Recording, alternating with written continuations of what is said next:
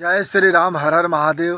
Doctor, શિક્ષક, કથાકાર, કલાકાર ભગવાનને બહુ ગમે છે, બહુ ગમે છે, અતિશય પ્રિય.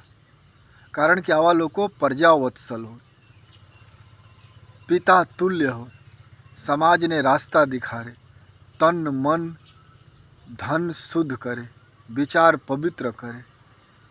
ક્યારે ભગવાનને ગમે? જ્યારે મર્યાદામાં રહીને પૈસા કમાવે. પછી તીર્થયાત્રા કરવાની જરૂર નથી.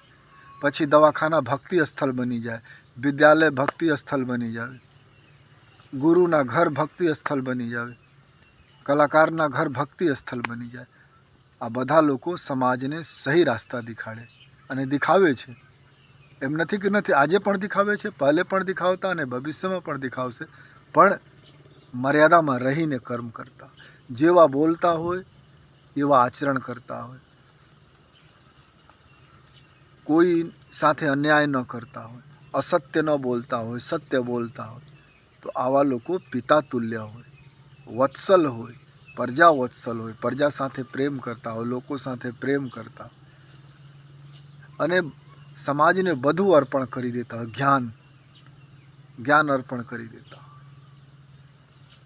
અને જીવનમાં વૈરાગ્ય હોય.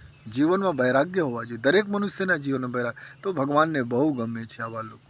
અને આવા લોકોને તીર્થયાત્રા કરવાની જરૂર નથી. ભગવાન હંમેશા સાથ છે. આવા લોકો ભગવત ભક્ત હોય. કર્મ એના માટે ભક્તિ હોય, કર્મ એના માટે શક્તિ હોય, કર્મ એના માટે ભજન બની જાય.